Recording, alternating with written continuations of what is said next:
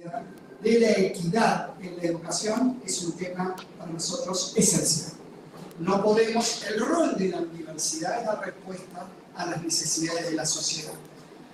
Como académico, lo que hoy me convoca es, más allá de la discusión intelectual que naturalmente se da en una universidad, somos un think tank, somos un espacio de pensamiento, es tener un rol y un impacto social para hacer del mundo en el que vivimos un lugar mejor.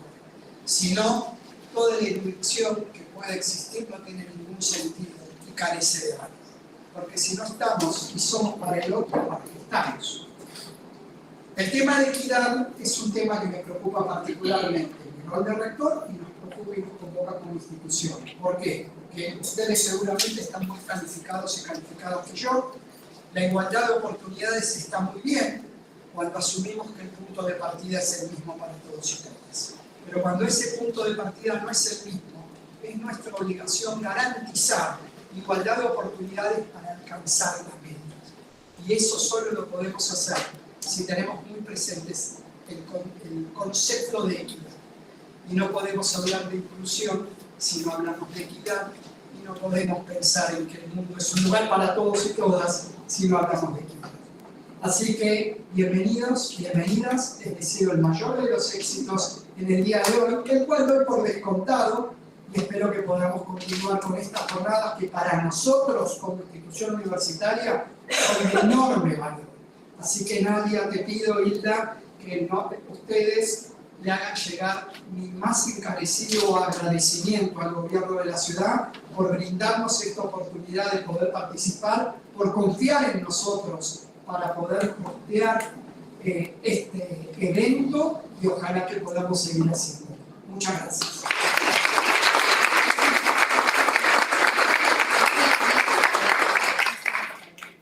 Muchas gracias. Para quienes recién están llegando, estas dos palabras de Luis Ernesto Fientri, director de la Universidad de Martín Mercante. Y ahora queremos invitar a Hilda Domínguez, que es la directora del área de educación especial, de la modalidad de educación especial del Ministerio de Educación de la Ciudad de Buenos Aires.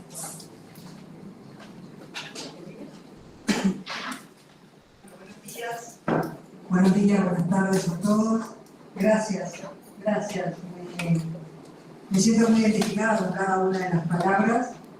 Creo que la única manera de construir un sistema, una sociedad que dé respuesta a todos, es construir cada espacio en el cual uno habita, que sea un espacio posible para todos y todas, ¿no?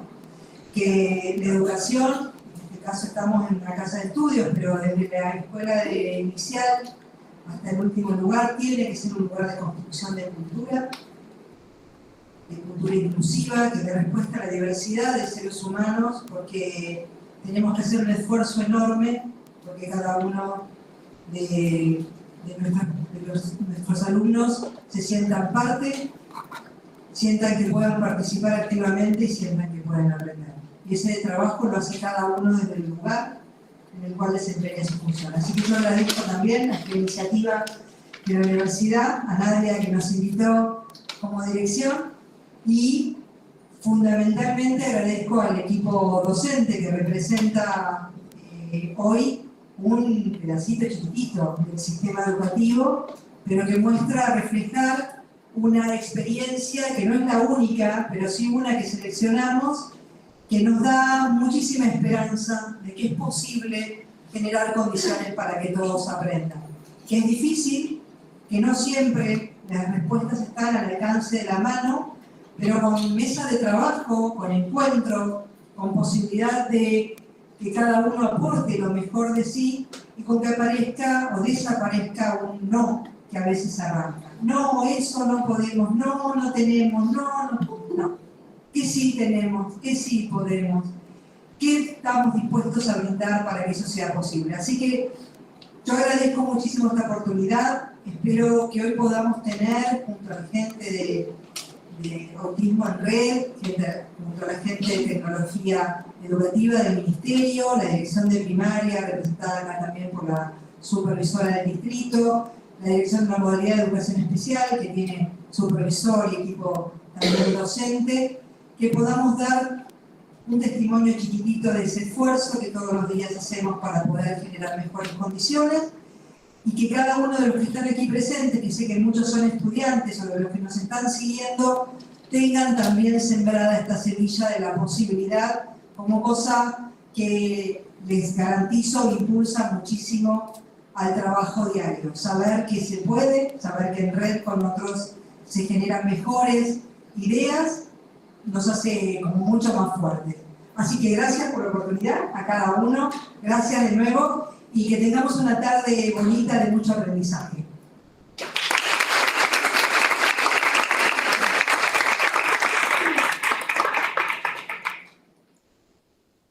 Bueno, antes de comenzar, quería contarles que estamos en una doble transmisión, una transmisión presencial, quienes están acá, y hay aproximadamente 350 personas en forma virtual, que les saludamos, lo cual es importante, creo que esto tuvo una gran llegada, y bueno, vamos a disfrutar, como dijo Linda. Y les quiero contar que al final, para que se guarden y se anoten, vamos a compartir un formulario donde va a haber, por un lado, donde puedan poner preguntas que quieran hacerle a alguno de los profesionales que van a disertar, y también para poder obtener su certificado por haber participado en la jornada del día de hoy. Bueno, dicho todo esto, todo lo protocolar, vamos a comenzar. Voy a presentar a el panel de Tecnología e Inclusión en Educación, Sistemas Aumentativos y Alternativos de Comunicación, y la presentación del kit de inclusión 3D de la GOED, que es la Gerencia Operativa de Educación Digital. Con lo cual también voy a presentar, perdón, eran muchas cosas para recordarse. Voy a presentar y agradecer a los y las, en este momento, la intérprete, pero va a haber varios, del equipo de intérpretes de lengua de señas argentinas, que depende de la Dirección de Educación Especial del Ministerio de Educación del Gobierno de la Ciudad de Buenos Aires. Ellos son Mercedes Dien Penbrook, Victoria Montero, Lilian Moreira y Mariela Langomagione. Espero haberlos dicho bien los apellidos. Muchísimas gracias. Eso hace que también esta jornada pueda ser inclusiva.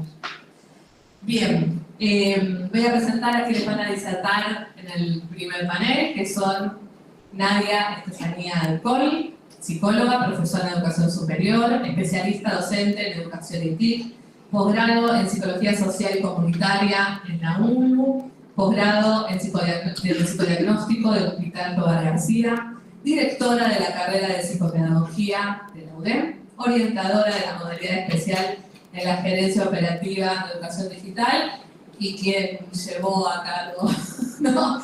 Quien hizo posible que, fundamentalmente, que todo esto suceda, Nadia. También la va a acompañar Kelly Portillo, que es licenciada en Artes Audiovisuales, especialista docente en Educación Permanente de Jóvenes y Adultos, profesora en Docencia Superior, asesora pedagógica digital en la GOED, la Gerencia Operativa de Educación Digital del Ministerio de Educación dentro de la modalidad especial, y es profesora del Instituto Superior de PIDE.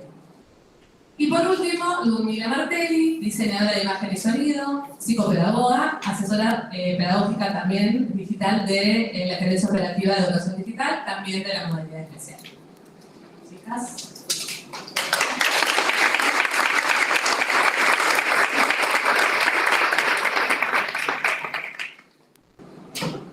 La propuesta del panel es darles herramientas y poder reflexionar sobre la accesibilidad. En un primer momento vamos a definir lo que es la accesibilidad, que es el acceso a distintos entornos, decíamos, digitales, virtuales y físicos. Otro concepto importante es la accesibilidad digital, que es de lo que vamos a hablar nosotros hoy, y se refiere no solo a los entornos web, sino también a la información y a los contenidos digitales. Algunas pautas vamos a repasar de contenidos digitales: es el tamaño de la letra, ¿sí? Las fuentes sin serifa, que es las fuentes que no tienen tantos filuletes y relieves, que a veces con el afán de querer decorar sobrecargamos la información que hay en nuestras presentaciones, el buen contraste, ¿sí?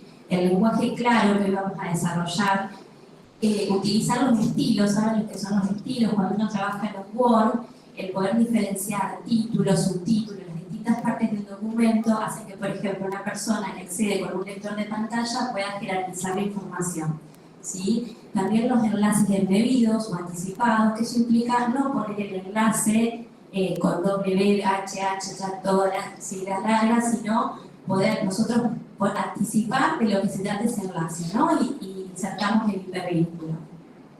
Como repaso, ¿no? Algunas cuestiones para esto de poder expresarnos en los medios digitales de forma clara.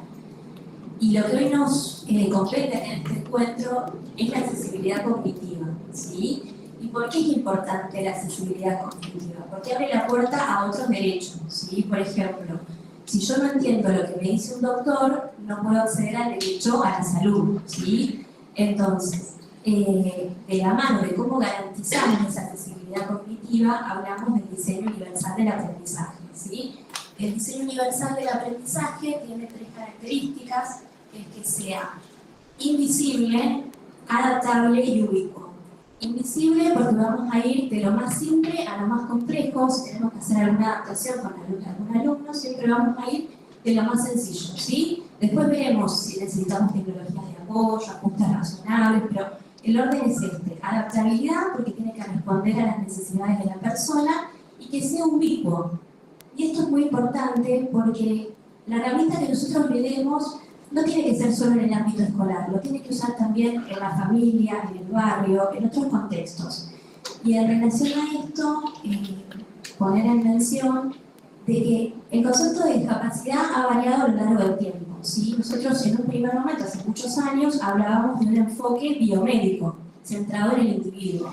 Nosotros hoy en día hablamos de un enfoque biopsicosocial, ¿sí? Y acá viene lo importante, social, el entorno, ¿sí? Entonces, ¿cómo logramos esa accesibilidad cognitiva?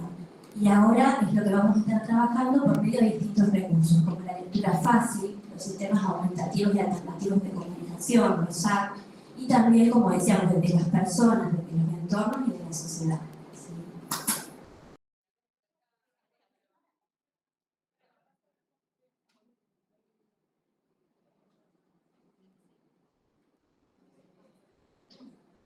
Bueno, como mencionaba Nadia, en esta importancia de la accesibilidad también tiene que ver más con el eje que nosotros queremos emplear cuando hablamos de textos o textos accesibles, en este caso como la lectura fácil. Al comienzo solo se empleaba para personas con discapacidad, discapacidad intelectual, pero la lectura fácil tiene diversos usuarios y personas que entran en esta ecuación y en este eje. Y así se hace una lectura más posible para toda la población. Algunas de estas personas son personas con discapacidad auditiva, que se van a iniciar en todo el proceso de lectoescritura, personas migrantes que desconocen el lenguaje. Ahora nosotros en los diferentes niveles nos empezamos a dar cuenta que tenemos ya una población mayor de migrantes que no tienen de origen el habla hispana. Entonces los textos sí tienen que ser empleados de una manera más accesible, más fácil. ¿Por qué? Porque tiene que estar también que puedan entender y que acompañemos de una manera más formativa más allá del país de donde vienen y sí al país de donde residen. Personas mayores también con alteraciones propias del envejecimiento, niños, niñas, personas adultas que han sido empleadas y también han tenido escasa escolarización, porque nosotros, si bien trabajamos en un ámbito en el que tenemos compañeros también con formaciones distintas, queremos como abrir un poco y ampliar que nuestra población no es esta. O sea, nuestra población donde hablamos y tenemos textos, hay palabras que muchas personas las desconocen. Entonces, el eje de lectura fácil tiene que ver con esto, como si una persona o un niño o una niña de 8 años lee un texto, ¿es entendible? ¿Lo puede leer? O nosotros utilizamos un texto que quizá con un tipo de población, por ejemplo, no es lo mismo un texto que lo lea un diseño curricular a quizá lo que nosotros queremos emplear en una planificación escolar, ¿de qué manera lo vamos a trabajar con cierto tipo de población? Bueno, Por un lado, ¿cómo vamos a escribir esta lectura fácil? Siempre se parte de un texto principal que tiene que ver cómo se va a elaborar esa versión, cómo lo vamos a trabajar, si va a ser fácil o no, y a partir de eso vamos a emplear diferentes técnicas, siempre va a ir dirigido a ese tipo de población con el que vamos a trabajar. ¿Qué tiene que tener? Un lenguaje claro. Siempre hablo yo de cuando trabajamos lectura fácil o cuando vamos a interpretar, el lenguaje va a ser claro, una persona de 8 años lo va a entender, un niño de 4 años va a entender lo que estamos hablando, o quizá no, y nos ha pasado siempre que hay personas también de edad más avanzada que tampoco lo entienden. Entonces es sumamente importante que quienes realicen esta adaptación también sepan de qué texto estamos hablando. No es lo mismo que yo hable con una docente de nivel inicial y le diga, necesito que me adaptes este texto. Ahora, esa docente tiene que saber la temática a la que yo quiero ir dirigida, con qué profundización va a estar redactada. Ahora, unas recomendaciones generales que nosotros siempre hacemos es, las oraciones tienen que tener una línea de corte, debemos respetar que no sume o no aumente más de 60 caracteres, que no sean oraciones largas, la lógica debe tener un hilo y debe ser un hilo conductor bastante corto, tiene que tener precisión, a quién se va dirigido y por qué, evitar palabras difíciles, buscar los sinónimos que sean más competentes para ese tipo de población, usar un lenguaje cotidiano que es el con el que nosotros de por sí estamos trabajando y siempre personificar el texto como sea posible. Aquí hay un eje principal que es los destinatarios.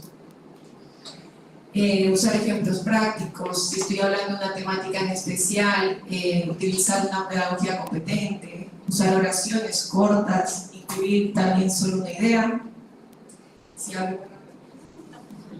evitar la voz pasiva, utilizar las negaciones, siempre hablar de una manera afirmativa, elegir signos de puntuación simples como un punto y coma, no un punto seguido, cuidar las metáforas y no usar palabras en otro idioma.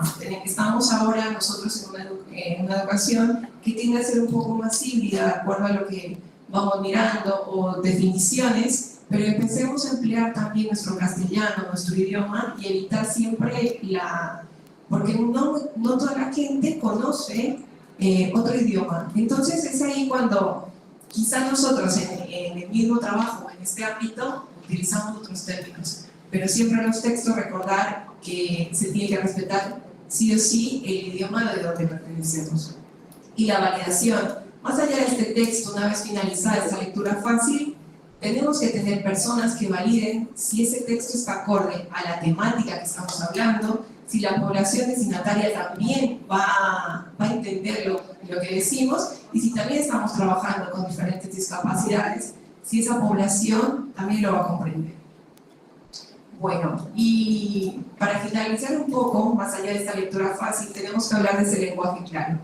Este lenguaje, también estamos acostumbrados mucho que a veces, y se dice el famoso término de estoy escribiendo como estoy pensando.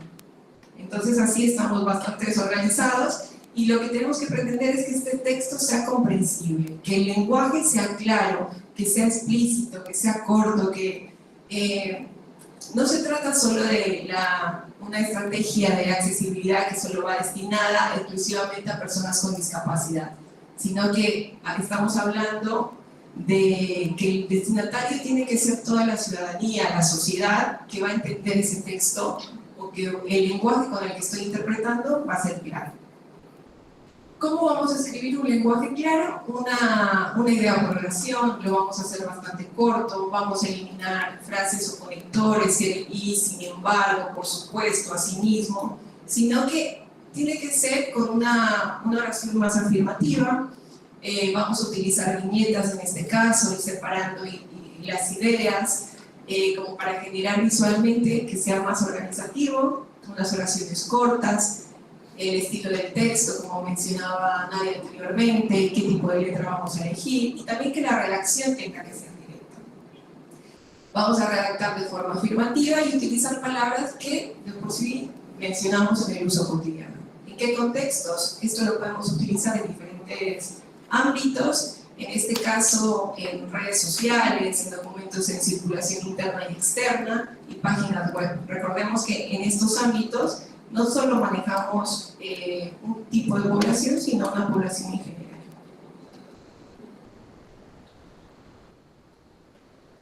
Bueno, yo vengo a hablar acá de pictogramas. Bien, estos que les pongo acá, yo les armé como una breve rutina visual. ¿Sí? Entonces tenemos, me levanto, me visto, desayuno, me lavo los dientes y me tomo el colectivo. Estos pictogramas fueron descargados de la página de la SAC, que es un portal español, que si no lo conocen les recomiendo que lo revisen. ¿Sí? Los pictogramas son símbolos gráficos, ahí les puse más o menos una definición, son universales y lo que se busca es que representen conceptos, objetos, acciones o ideas de forma visual y forma clara, ¿sí? Que sean simples, que sean lo más universales posibles y que faciliten la comunicación y el entendimiento. No sé si ustedes lo fueron viendo, no, lo voy a spoilear son, como ven, son diseños sencillos, son fáciles de reconocer, son comprensibles para la mayoría de las personas, ¿sí? No importa la cultura o el idioma que hablen. Transmiten información de manera concisa y clara, se busca que sean lo más simplificados posibles, ¿sí? Que no tengan tanta decoración, tanto dibujo, tanto firulete, como las letras que decían antes. Pueden utilizarse para representar una amplia gama de conceptos y acciones y son útiles en diversas situaciones, ¿sí? Desde la comunicación hasta la vida diaria, y yo acá les puse dos ejemplos que capaz ustedes se los fueron cruzando también ahora en los últimos tiempos.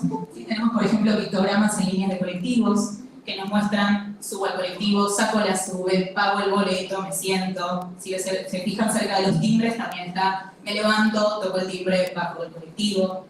Y el del otro lado es un mangrullo de una plaza, que también ahora están mucho por las plazas de la ciudad, y tenemos distintas acciones que podemos ir realizando en las distintas zonas de juego. Este, por ejemplo, es un mangrullo, dice, entro, juego un rato, salgo, termino, bien.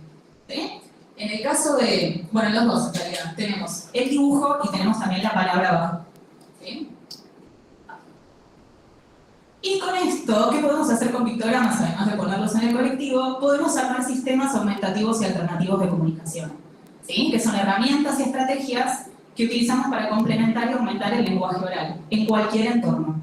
Como decían las chicas hace un rato, no es la idea que mi alumno o alumna utilice estos sistemas solamente en la escuela, sino que sea una herramienta que se pueda llevar para la casa, para el consultorio, para el café de la esquina, ¿sí? Que pueda llevar su sistema, su SAC, para cualquier ámbito en el que se desempeñe. Son formas de expresión diferentes del lenguaje oral, ¿sí? Que tienen como objetivo aumentar el nivel de expresión y compensar las dificultades de comunicación que presentan unas personas. Están dirigidos a quienes tienen algún tipo de dificultad en el lenguaje oral, ausencia del lenguaje o problemas en la comunicación en general. Se dice que son aumentativos porque complementan el lenguaje oral siempre que este existiera y ayudan además a que se potencie. ¿Sí? Y son alternativos cuando sustituyen al lenguaje oral. Lo que es importante acá destacar es que son complementarios de la rehabilitación del lenguaje oral y que no es el fin en sí, sino que es el medio para que la persona se comunique. Siempre mi objetivo, cuando yo utilizo un sistema aumentativo alternativo de comunicación, va a ser lograr la comunicación de esa persona, ¿sí? Que pueda comunicarse, que pueda transmitir lo que piensa, lo que siente, lo que quiere.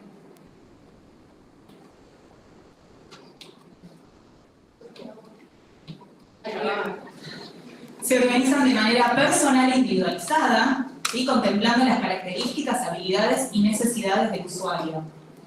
E incluyen diversos sistemas de símbolos que pueden ser gestuales o gráficos, como por ejemplo los pictogramas que mostramos recién. Pueden ser también fotos, dibujos, palabras, letras, ¿sí? Todo va a depender de las necesidades singulares del usuario.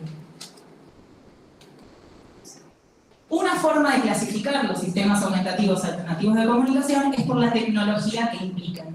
¿Sí? Si son dispositivos de baja tecnología, pueden ser tableros, como este que les puse acá de ejemplo, ¿sí? Son carpetas que van a tener muchos pictogramas, siempre dependiendo de las habilidades y necesidades del usuario. Estos generalmente están divididos por categorías, ¿sí? Cada página tiene un color, que es la categoría, puede ser la comida, los espacios de la casa, los amigos, las familiares, etc. Y mi alumno o alumna lo que va a ir haciendo es agarrar los pictogramas para armar las oraciones arriba. ¿Sí? Estos son de baja tecnología. Y tengo, si no, de alta tecnología, como este que les muestro acá, que son similares a lo que vimos en la carpeta, pero en un entorno digital. ¿Sí? Entonces yo lo puedo ver, por ejemplo, este se llama Asterix Grid, es un comunicador gratuito, también es de la página de ASAC, que es la que comentaba hace un ratito.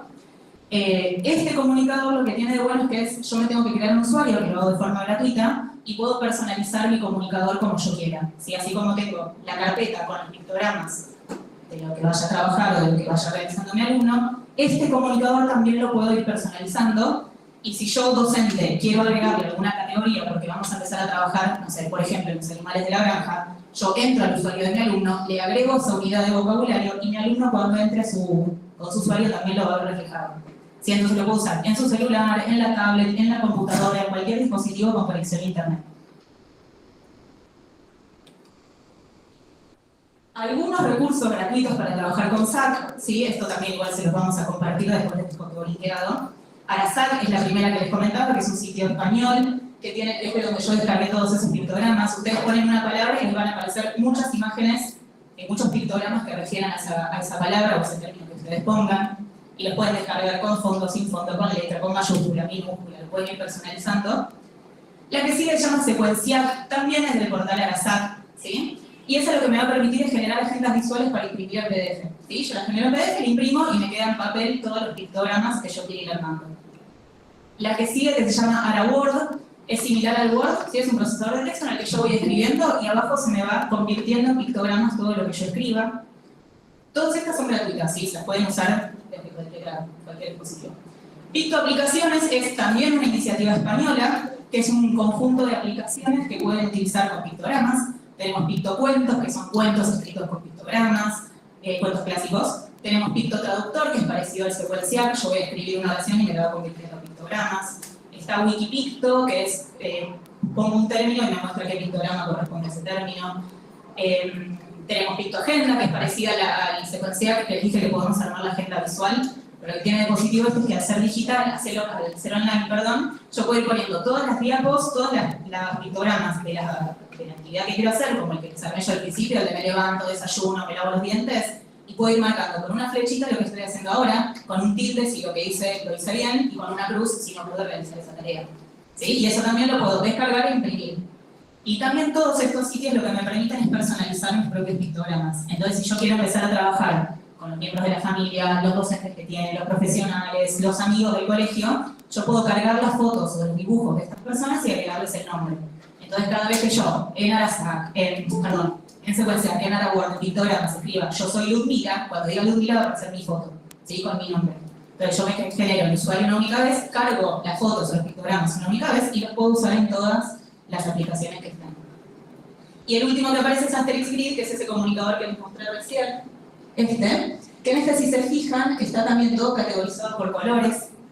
Y algunas celdas, como por ejemplo la verde que dice verbos, la ven la tercera, que tiene un cuadradito chiquitito arriba a la derecha, ese cuadradito lo que me indica es que es una celda núcleo. Cuando mi alumno toque esa celda, se me va a desplegar una segunda, como si fuera una hoja distinta de mi carpeta de comunicador, con distintos verbos. En este caso, si toco el de comida, que también tiene un cuadradito al costado, me va a desplegar opciones de comida. Entonces ahí voy a tener fruta, verdura, carne, lo que quieran. ¿Sí? Lo que vayan cargando ustedes.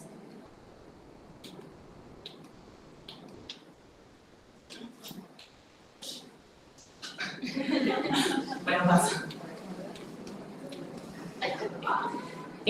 Bueno, y acá lo que les tiramos, les pasamos unos tips para comenzar a trabajar con pictogramas o con sistemas augmentativos alternativos de comunicación. Así que siempre utilizar vocabulario acorde a la edad del usuario y a su contexto. Si no se tiende a infantilizar a las personas con discapacidad, siempre tengamos en cuenta la edad de la persona, no es lo mismo si tiene 5 o 6 años que si es un adolescente o si es un adulto mayor. Podemos además personalizarlo según los intereses y la realidad del usuario. ¿Sí? Acá es lo que les contaba recién, podemos poner miembros de la familia, compañeros de la escuela, los docentes, los lugares que frecuenta, los juegos y juguetes que les gustan, que manipula a diario, deportes que sean de su interés, y así con eso vamos a ir ampliando el vocabulario. Siempre introducir los pictogramas de forma gradual. ¿Sí? Nosotros, yo trabajo por ejemplo en la domiciliaria 8, y lo que se hace generalmente es arrancar con 2 o 3 pictogramas. Entonces capaz arranco con un sí y un no. ¿Querés ir al baño? Sí o no. ¿Querés ir al patio? Sí o no. ¿Querés comer una manzana? Sí o no. Y una vez que van teniendo interiorizados cómo funciona el comunicador, para qué sirve, cómo me comunico con el otro, le vamos agregando vocabulario. ¿Sí? Y siempre el último, acompañar al usuario a través del modelado. El modelado es cuando yo, intercomunicador de la otra persona, ¿sí?, le muestro cómo lo estoy usando. Entonces, ¿querés ir al baño? ¿Sí o no? Y yo también señalo el pictograma o presiono en la computadora para que la computadora lea esa palabra, ¿sí? ¿Vamos al patio? ¿Sí o no? ¿Qué te parece? Y le voy señalando y le voy mostrando, ¿sí?, cómo yo también puedo utilizar ese pictograma, ese comunicador. También algo que se usa mucho, es que sabes que capaz ya también lo hacen, en muchas escuelas se ponen los pictogramas en el salón, como indicando, no sé, hoy es lunes, hoy tenemos educación física, no sé, inglés y vamos a almorzar. Entonces tenemos también las fotos de los docentes, las fotos de los espacios, y ya con eso nos vamos comunicando. Y esto también es parte de lo que decían las chicas del DUA, porque si bien capaz el comunicador yo lo apunto a 1 o 2 alumnos, nos sirve a todos y a todas para poder organizarnos el día a día.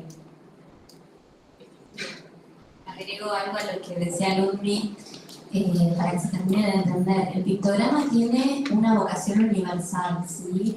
Imagínense en una salida de emergencia, yo no lo puedo hacer con un SAC, porque el SAC, el Sistema Rotativo y Alternativo de Comunicación, está personalizado para un individuo. Entonces puede ser que no lo entendamos todos, ¿sí?, como para hacer esa distinción. El pictograma tiene que estar validado y tiene esa vocación universal, ¿sí?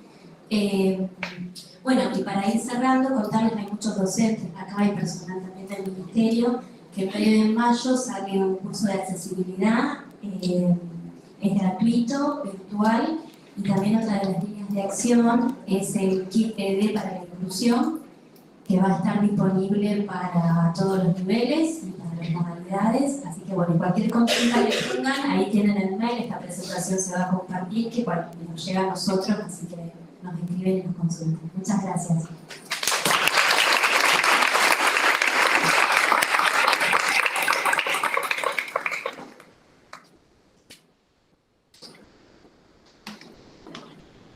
Bueno, muchísimas gracias, súper claro, creo que ayudó, ¿no?, a muchos y a muchas a entender prácticamente de qué hablamos cuando hablamos de inclusión. Así que creo que eso nos va a servir a todos y a todas, y bueno, vamos acá para darles una sensación.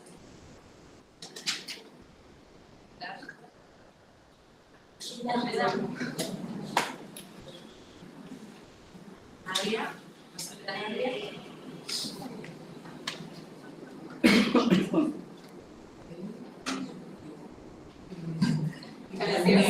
muchísimas gracias.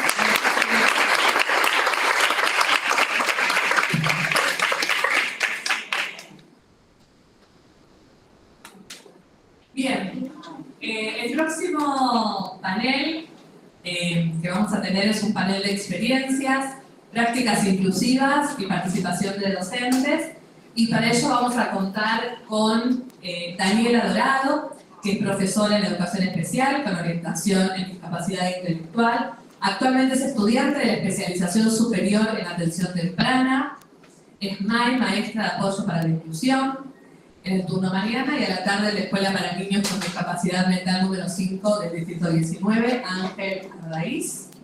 También Antonella Suárez Cuadro, que es profesora superior en educación especial en discapacidad intelectual, especialista en estimulación temprana y neurorehabilitación pediátrica, tiene un postítulo en violencia escolar, actualmente es estudiante de la carrera Licenciatura en Gestión en Instituciones Educativas en la UNICABA, y maestra de grupo escolar en el turno mañana y maestra de apoyo a la inclusión en el turno tarde en la Escuela para Niños con Discapacidad Mental número 5 del Distrito 19 también. Verónica Ciericucio, vicedirectora de la Escuela para Niños con Discapacidad Mental también número 5 del Distrito 19, profesora especializada en discapacidad mental, especialista superior en atención temprana, especialista superior en inclusión educativa, diplomada superior en diversidad e inclusión. También nos acompaña Andrea Moreira, directora titular desde el 2023 en la Escuela Primaria Común número 14 del Distrito 21, en Gestión Pública de la Ciudad de Buenos Aires. Es licenciada en Gestión de Instituciones Educativas, psicopedagoga y profesora para la enseñanza primaria. Y Iliana Gloria Fernández, profesora nacional para la enseñanza primaria, especialización superior en gestión educativa, fue maestra de grado y personal de conducción en las escuelas primarias de gestión estatal, fue maestra de ciclo en escuelas primarias de educación de adultos y adolescentes y actualmente es supervisora de educación primaria del Distrito Escolar 21. Y por último, nos acompaña Silvia Paula González, que es supervisora escolar de la modalidad de educación especial en la Ciudad de Buenos Aires, especialista superior en inclusión educativa de Escuela de Maestros, especialista superior en educación y TIC certificada en el programa de gestión y liderazgos de Escuela de Maestros. Presentar a todo este gran panel.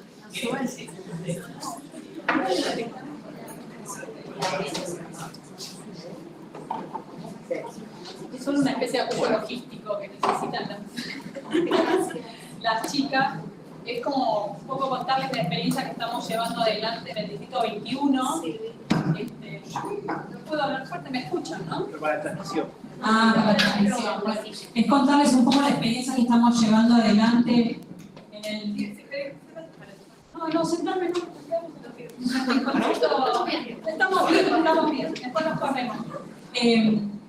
Una experiencia que estamos llevando adelante ya hace un año y que va de este año en el Distrito 21, con la Escuela Especial número 5 y la Escuela de nivel 14 Distrito 21, que todo surgió con una inquietud que surgió de la directora, y un poco contarles qué condimentos son necesarios, o que nosotros creemos hoy necesarios, para que podamos pensar entre todos la inclusión educativa. Entonces, un poco ellas van a relatarles cómo nació, qué nos pasó y cómo fuimos construyendo, acompañando desde la supervisión y lo que les fue sucediendo a ellas desde cada una de sus instituciones y lo que fueron armando. Hola, buenas tardes. Mi nombre es Verónica. ¿Por qué hablamos de inclusión hoy, no? Todos sabemos que hay una resolución, leyes, decretos, y es el derecho a garantizar la equidad de oportunidades para todos y todas los estudiantes, teniendo en cuenta la heterogeneidad de las aulas. La inclusión nos presenta desafíos que requieren como una intervención distinta, un cambio de mirada, respetar la singularidad del niño o la niña, y esto nos convoca a repensar nuestras prácticas, a las intervenciones, los abordajes y las estrategias. Eso es la teoría, pero resultado en la práctica, por eso estamos acá. Un día llegamos a la escuela primaria 14 y ¿querés contar cómo fue? Buenas tardes. Bueno, en 2023 me tocó formar parte de un equipo de gestión de una escuela primaria del barrio de Lugano, con una población de 630 alumnos aproximadamente, jornada simple, y cuando tuve que hacer un relevamiento de la población con la que iba a trabajar, descubrí que en los primeros grados aproximadamente el 20% de los estudiantes tenían CUR o alguna dificultad en el aprendizaje. Teniendo ese dato, que era muy duro, tuve que empezar a pensar con los recursos y los apoyos con los que contaba la escuela, cómo trabajábamos juntos para poder alojar a todos estos niños y respetar sus singularidades. Ese primer año eran muy poquitos los apoyos que teníamos y la demanda era muy grande. Entonces recuerdo que una de las primeras acciones que realicé fue pensar la caja horaria para que por lo menos una vez por semana los maestros se pudieran reunir con sus coordinadores de ciclo para entender con qué niños estábamos trabajando y cuáles eran sus necesidades y de qué forma podíamos acompañar esas trayectorias escolares. Ahí empezamos también a entrar en diálogo con educación especial que hasta ese momento las MAI venían a trabajar con 1 o 2 niños por grado, pero en realidad el trabajo era necesario con muchos más. Y en ese momento decía, esto no alcanza, necesitamos más recursos, se los pedía a la super, porque entendía que este trabajo no podía ser solitario, solo del maestro, necesitábamos sumar miradas. Y las primeras miradas que sumé fue empezar a conocer a los niños y a las niñas a través de las familias. Poder identificar cuáles eran sus gustos, qué cosas los convocaban o qué cosas no los convocaban o los desregulaban, y empezar a pensar en función de sus intereses y de que puedan sentirse parte de la escuela y del grupo que conforman. Así que bueno, empezaron estos diálogos con la familia, con la escuela, con los maestros, con las compañeras, y empezar a sumar estas miradas también incluía poder trabajar interdisciplinariamente con los equipos externos, ¿sí?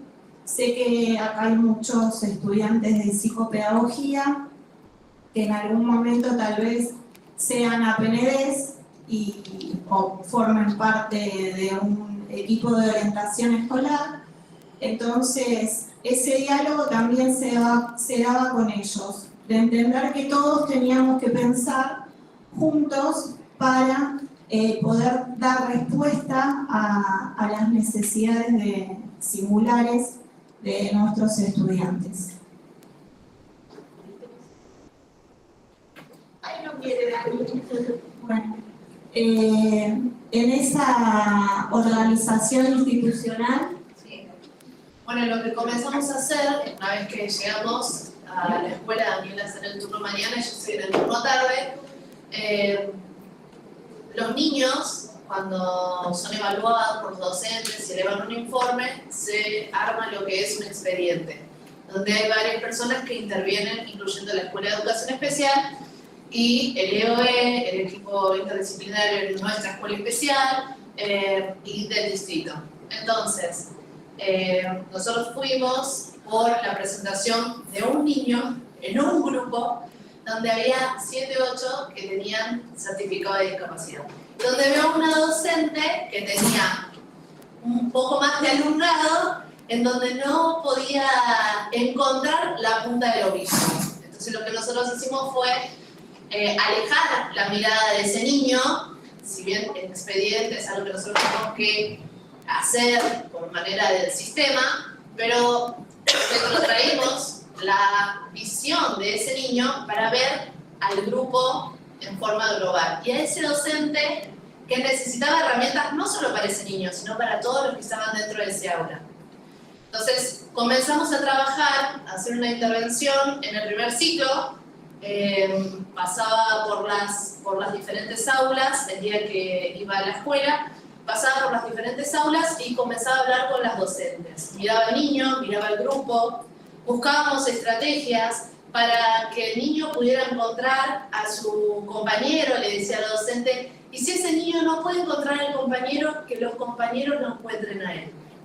Entonces empezamos a cambiar la mirada del aula, de encontrar los secretarios de las maestras que pudieran hacer intervenciones diarias en alguna actividad con ese niño, no apabullarlo con todo el grupo, sino que de a poco buscar 1 o 2 que pudieran hacer una intervención de construcción de conocimiento. Siempre pensando no solo en lo socioemocional, sino también en el contenido, en lo pedagógico, en eso que tenía que ir construyendo con un otro, con alguien que le proporcionara un andamiaje. Y comenzamos a implementar la caja de recursos en la que íbamos y hacíamos una pasada por las aulas, veíamos qué contenidos estaban trabajando, cuáles eran los temas de la siguiente semana, en qué nivel estábamos, hasta dónde teníamos que bajar para poder empezar a subir y empezar a construir eso. Y empezamos a dejar en la sala de conducción una caja con diferentes recursos. Recursos para trabajar la motricidad, recursos para trabajar la sistematización y automatización de algunos conocimientos, como comenzar desde el nombre propio, comenzar con el sistema de numeración, clasificación, seriación y los contenidos de diseño curricular, en donde todas las maestras podían tener acceso y adecuarla al contenido que querían trabajar, ¿no? Con un esquema, con una organización, desde lo visual, como decían las compañeras, para poder hacer fijaciones, para que el niño pudiera hacerlo lo más autónomo e independiente posible, o con el menor apoyo de una docente, y de a poco ir incorporando este nivel de complejidad que lo lleva a un conocimiento un poco más, y un poco más en un tiempo determinado, en el tiempo en el que él pudiera ir, o ella pudiera ir construyéndolo. Funcionó, ayudó mucho a las docentes en esta ansiedad de cómo lo abordo, cómo lo trabajo, cómo lo construimos, por dónde empiezo. De hecho, lo empezaron a aplicar a otros niños que por ahí les faltaban un poquito para la alfabetización o un poquito para la construcción de un conocimiento, y ayudó. ¿Sí? Sí. Ayudó en esto, en la mirada de las docentes también, en posicionarnos desde otro lugar. Muchas veces está en esta mirada, vos venís para este niño, y cambió esta perspectiva y este posicionamiento de la dirección y supervisiones y docentes en cambiar esta mirada de trabajar más en red. Permitiendo un nuevo recomienzo, no solo en esto de la inclusión y mirar solamente gestionando estos recursos que tenemos como Maya ahí, y no solo para un niño. Se trabajó en red, en equipo y con la familia sobre todo, pero sobre todo destacando el posicionamiento y la mirada de la posibilidad. No nos quedamos en algo que está prefijado, que nosotros por normativas y burocráticamente tenemos que ir para un niño. Hemos cambiado eso, pero todos trabajamos en red. Docentes, directivos, profesores, para poder cambiar esta mirada, pero en la mirada de la posibilidad, eso sobre todo. Bien, como ya fuimos viendo, una de las primeras acciones fue visualizar los obstáculos y ver qué barreras podíamos ir derribando con estos recursos que fue contando Anto, y pensar cómo llevarlo adelante, porque como ustedes saben no hay recetas para esto, sino que tenemos que pensar en cada uno y en cada una. Y en mi rol de directora, también pensar de qué manera acompaño a los maestros que trabajan en mi escuela, cómo los sostengo, porque a veces la tarea no es fácil. Entonces, generar estos espacios de trabajo sistemáticos donde podemos reflexionar sobre las estrategias que podemos implementar, pero también escuchar cuáles son sus miedos, sus necesidades, en qué nos podemos fortalecer juntos y armar esta red que decía Dani, que me parece que esa es la clave para poder hablar de una verdadera inclusión, ¿sí? Pensar todos juntos. Bueno, pasemos de diapo. Sí, ahí. Esta mirada situada de lo que ocurre en la escuela es flexible, porque todos los días son distintos. Hay niños que un día llegan contentos a la escuela, permanecen un buen rato, y otros días necesitan que los miremos de otra manera o que los acompañemos de otra manera. Entonces siempre estas intervenciones tienen esa mirada flexible, ¿sí? y todas las personas que trabajan en la escuela también saben que esto es un proceso, que es lento, es a un ritmo distinto y debemos respetarlo.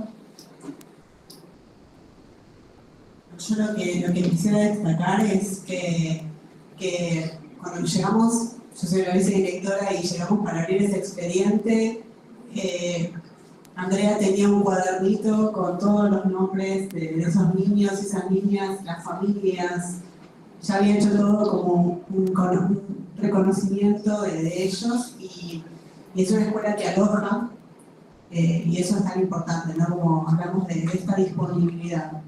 No solo ella, sino que bueno, también las supervisoras dijeron, bueno, ¿qué respuesta podemos dar a una necesidad inmediata? ¿No? Había primeros grados niños que ya nos necesitaban, no podían esperar a las mesas de inclusión, y entonces pensamos esta herramienta, como bueno, vamos ya, vamos a intervenir en primer ciclo desde febrero, casi. Cuando empezaron las clases, los primeros días ya estábamos en la escuela, y fue muy bueno esta intervención, la verdad que funcionó. No sabemos si funcionaría en todas las escuelas, pero en esta escuela sí funcionó. Y una de las cosas que creo que es importante pensar es que tenemos que sostener la red, este vínculo de confianza que se generó, la disponibilidad, la articulación entre modalidades, no tener como una mirada cerrada, sino como ampliar nuestra mirada, siempre desde la posibilidad, como decía Daniela, una escucha activa, porque bueno, en ese momento, me recuerdo que le dije a Andrea, bueno, a ver, no tengo respuesta hoy, déjame que voy a mi escuela, hablo con mi supervisora y tendré una respuesta la próxima semana. Fue lo que sucedió, pensamos juntas, la verdad que se dio y funcionó y creemos que es algo muy positivo que esté pasando. Es un trabajo artesanal y singular, desde ya. Bueno, una de las cosas que también hablamos con Andrea es esto de promover el disfrute de los niños y los docentes en la escuela. Que sea un lugar donde yo quiero estar. No, que no sea un lugar donde no quiera ir o no quiera ser parte. Y bueno, esta frase que me pareció muy acorde a esto, que es la educación es la artesanía del recomienzo, tiene que ver con esto, ¿no? De que realmente es recomenzar todos los días, como decía Andrea recién. Quizás ese día a todos nos pasa, ¿no? Llegamos un día de buen humor, un día de mal humor,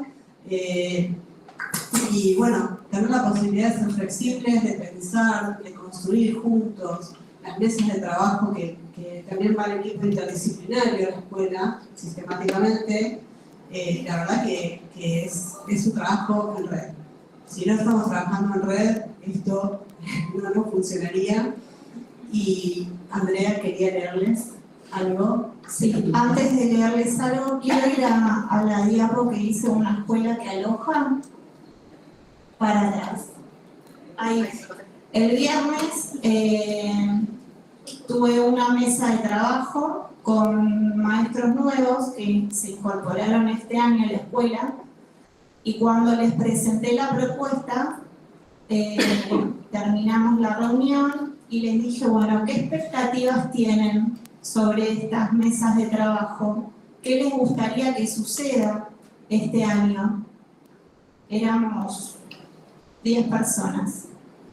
Estaban los profesionales de la escuela especial, había residentes, maestros de grado y el equipo de conducción. Todos cerramos con una palabrita y me voy a poner los anteojos.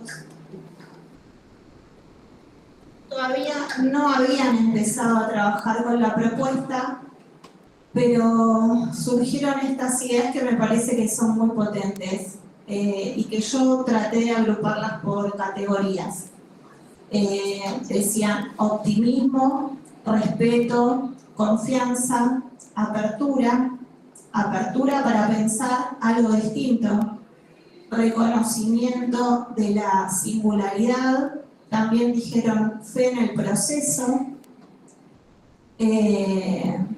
Después clasifiqué las acciones fundamentales. Algo que no puede faltar es la comunicación, el trabajo en conjunto, un acompañamiento constante, la gestión de los apoyos y los recursos, el trabajo cooperativo y las prácticas interdisciplinarias.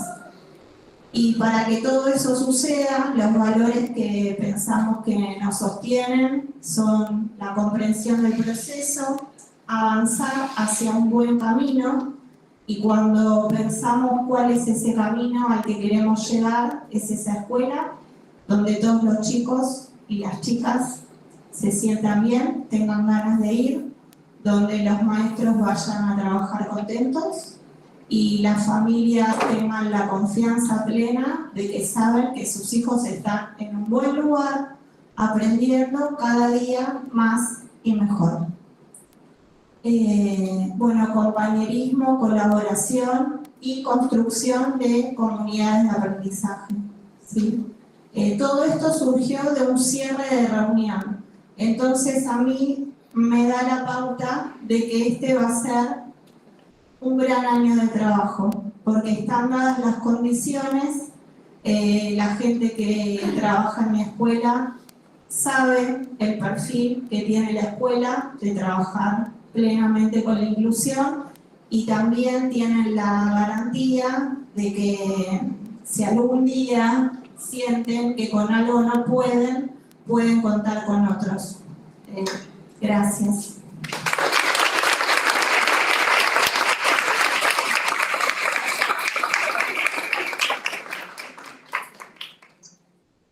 Bueno, muchísimas gracias. Es reconfortante escuchar que la inclusión pasa, sucede realmente, y contar el ejemplo de la escuela de ustedes. Así que bueno, muchas gracias y si la compañera nos ayuda, esto que pasó.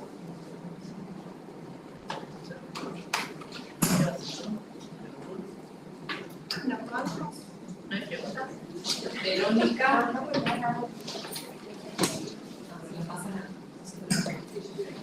Gracias por la Daniela. Antonella.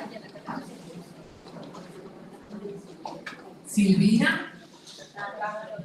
Ahí se le pasa. Liliana.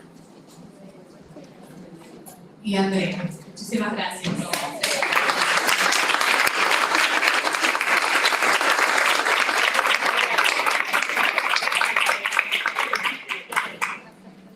Bien, ahora vamos a hacer una pequeña pausa, pero antes de hacer esa pausa, les queremos decir a las personas que son de OER, de la Gerencia Operativa de Educación Digital, que vamos a pasar unas planillas para que puedan firmar su asistencia. Las pasamos por acá y las pueden ir llegando. Ahora nos tomamos unos 10 minutos aproximadamente para la que quiera ir al bar, etcétera, y nos reencontramos acá en un ratito.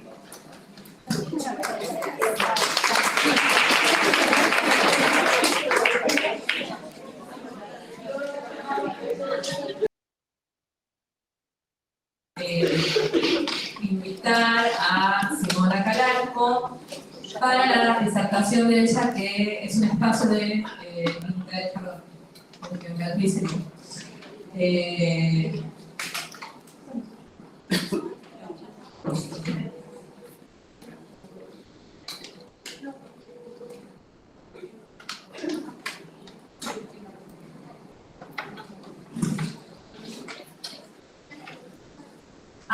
perdón. La presentación de Simona es la promoción de la bialfabetización y las prácticas inclusivas, el rol profesional ante la diversidad. Simona Calarco es licenciada y profesora en Ciencias de la Educación, diplomada en Educación Sexual Integral, profesora de la UDEM, de esta casa, de trabajo en instituciones, en la carrera de psicopedagogía, y profesora en el ISPE, el Instituto Superior Profesorado de Educación Especial. Simona.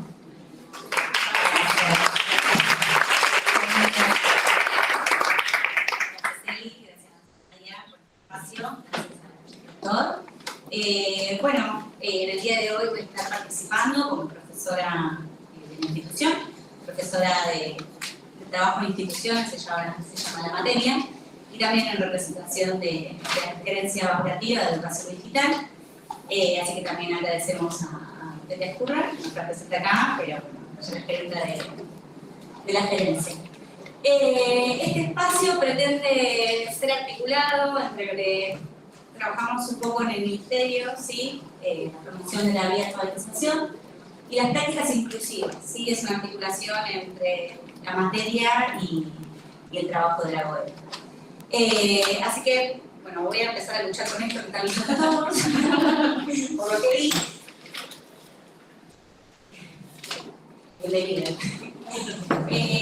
La idea de hoy es, en este panel, es trabajar sobre el rol profesional del psicopedagogo ante la diversidad.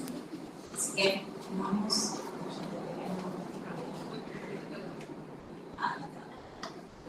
Bueno, un poco la materia tiene que ver con las prácticas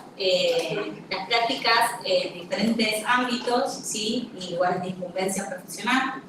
En estos ámbitos hacemos mucho hincapié en el rol profesional dentro de la institución escuela, donde más reforzamos. Sabemos que en la única, sabemos que tiene mucho lugar lo que es la clínica, hospitalario, ¿sí? Pero quizás hoy vamos a poner el ojo sobre lo que sucede en la comunidad educativa. ¿Sí? ¿A qué apuntamos en este rol profesional del psicopedagogo? Es en alcanzar esas capacidades, ¿sí? Que necesitan para enfrentar la tarea cotidiana. Ese psicopedagogo que es crítico, que es reflexivo y que también es como responsable de su tarea, ¿sí? Además de pensar, estoy sola acá. Estamos pensando en este profesional que es comprometido, ahí se me escucha mejor, gracias Eli, que es crítico, que es reflexivo y que además tenga las competencias necesarias para poder observar, para poder pensar en medidas de intervención, para poder planificar, para poder analizar las situaciones educativas que suceden, ¿sí? Y este tipo de intervención también tiene que poder identificar, ¿sí? El rendimiento académico de los estudiantes y también las afectaciones sobre el bienestar socioemocional. Eso es lo que apuntamos en esta materia. No es lo único, porque también tenemos un enfoque de psicopedagogo que propone una psicopedagogía crítica, ¿sí? Crítica e inclusiva. Te voy a pasar a la siguiente. Entonces, esta psicopedagogía crítica e inclusiva lo que busca es como definir cuáles son los valores y el enfoque de esta psicopedagogía. Estos valores que tienen que ver con la justicia, que tienen que ver con la equidad, con la diversidad, que tienen que ver justamente con promover cuestiones dignas de un psicopedagogo, ¿sí? La inclusión, por supuesto, el rector antes nombraba la equidad, y además que supere este reduccionismo de pensar en un individuo por un diagnóstico, ¿no? ¿Qué tiene este niño? ¿Qué tiene esta niña? Sino como superar esa visión y entender al sujeto no como algo descriptivo, sino como algo integral. Integral dentro de un contexto, un entorno, como he mencionado antes, integral dentro de una institución educativa, dentro de una familia, y todo lo que lo rodea a ese sujeto va a ser parte del proceso de aprendizaje, ¿sí? Y es esencial que el psicopedagogo entienda el sujeto dentro de esta mirada integral. Entonces, vamos a fortalecer y buscamos fortalecer las medidas de intervención de una manera efectiva, ¿sí? Pero para que sea efectiva, el enfoque tiene que tener estos valores, tiene que ser atravesado por la mirada integral de la persona. Yo paso el siguiente.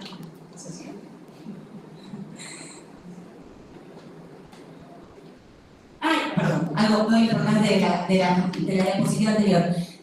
También el trabajo en diálogo, ¿no? Con otros actores de la comunidad educativa, porque no es un sujeto aislado, está dentro de una comunidad que tiene sus actores, que tiene los docentes, que tiene los profesionales de la educación, que tiene a los psicopedagogos, el gabinete pedagógico, la familia, y también el saber identificar con qué actores vamos a contar y cuáles son nuestros aliados para hacer nuestra tarea. Por eso no quiero spoilear, pero algo que salió en el grupo anterior, que se dieron adelante las maestras, el tema de la cultura escolar, ¿sí? De transformar la escuela y transformar las prácticas. Entonces, ¿qué diversidades encontramos frente a las aulas? La verdad es que son múltiples, ¿sí? ¿Qué sabemos nosotros sobre sus formas de aprender, sus formas de vincularse, sus formas de comunicación, de comunicarse? Acá las chicas de accesibilidad nos dieron muchos tips para la comunicación efectiva. ¿Qué sabemos sobre sus trayectorias? ¿Qué sabemos sobre de dónde vienen, no? Lo cierto es que cada estudiante, esto nos va a decir mucho de cada estudiante, y cada estudiante aprende diferente, ¿sí? Entonces entender que la diversidad no es la excepción, sino como es la norma, ¿sí? Partir desde ahí. Para eso es necesario generar condiciones reales para que se produzca el aprendizaje. Y muy importante, las cuestiones de accesibilidad que sean y sucedan desde el inicio, ¿no? Desde el inicio de que pensamos una actividad, cuando armamos una secuencia didáctica, cuando pensamos en el proyecto escuela, en un programa en sí mismo, pensar desde los inicios a qué barreras podemos llegar a disminuir, ¿sí? Cómo acompañar los aprendizajes de los estudiantes. Por otro lado, no pasé ahí. Entonces, si hablamos de prácticas inclusivas, no estamos hablando solamente de una tarea de rol profesional, ¿sí? Estamos hablando de un derecho, del derecho de un aprendizaje, del derecho a la educación y a una educación de calidad. Eso es lo que nos importa acompañar. Tiene que ver con una ética profesional, ¿sí? No una simple tarea del rol de psicopedagogo. ¿Qué rol estamos construyendo? ¿Qué es lo que estamos buscando? No alcanza solo con adaptar, con las adaptaciones, hay que transformar las prácticas educativas y que estas prácticas acompañen esto singular que tiene cada uno de los estudiantes en su propio proceso. Repito esto de vuelta, ¿no?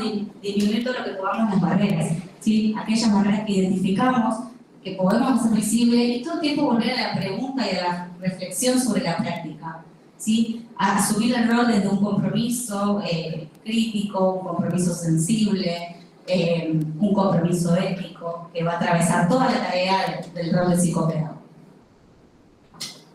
Y una pregunta que me gustó, una pregunta guía es, ¿qué cosas que hacemos todos los días podrían estar excluyendo a alguien sin que nos demos cuenta? Me parece que preguntarnos todo el tiempo sobre qué incluye, qué excluye, es una tarea difícil a veces, ¿no? Como identificar estas prácticas muy naturalizadas que tenemos.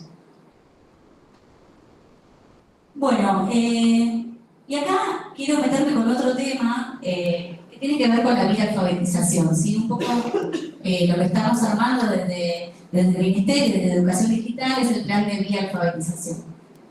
Quisiera contarles un poco rápidamente de qué se trata este plan y tiene que ver con que hoy leer y escribir tienen múltiples canales, ¿sí? Implican, no sé, lenguaje verbal, lenguaje visual, lenguaje digital, lenguaje analógico. Hoy el plan de vía alfabetización propone esta alfabetización que es híbrida, ¿sí? Y yo lo quisiera pensar como un abanico que nos abre las posibilidades, que nos crea oportunidades a nosotros para hacer de nuestras prácticas algo más inclusivo, por la multiplicidad, digamos, que tiene la vía alfabetización. Si me permiten, les voy a dar play a un video, no sé dónde tendría que apuntar, porque ahí está, a ver. Ay, no, ¿se fue?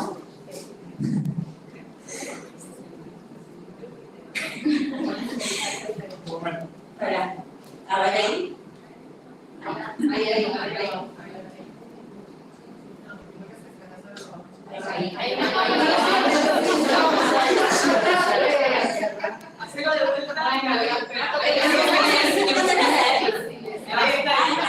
Además, en la que se transforma, también se transforma nuestro modo de leer. Los cursos de diarios ya no venden solo palabras. Ahora ofrecen café, juguetes y otras formas de encuentro.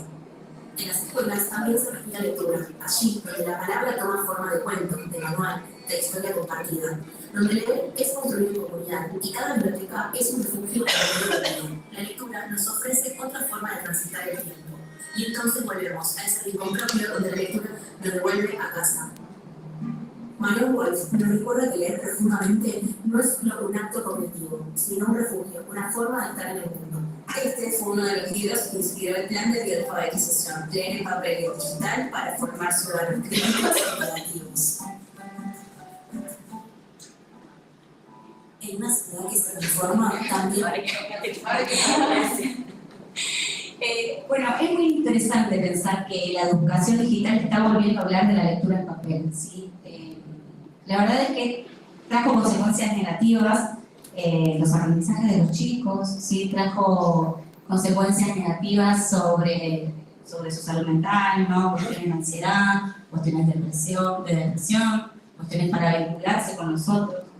Entonces, este enfoque tiene una mirada global, no solo es acá algo de nuestro país o algo de Latinoamérica, sino que es una mirada global sobre lo que está sucediendo, sobre las generaciones que están viviendo, ¿no?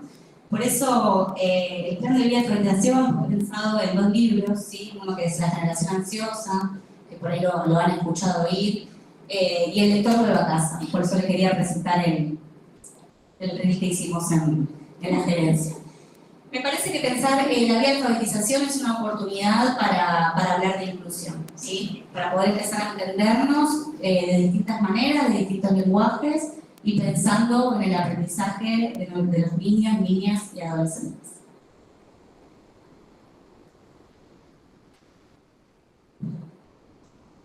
Bueno, este es el plan, no me voy a meter en profundidad hoy, pero quien quiera se lo podemos compartir.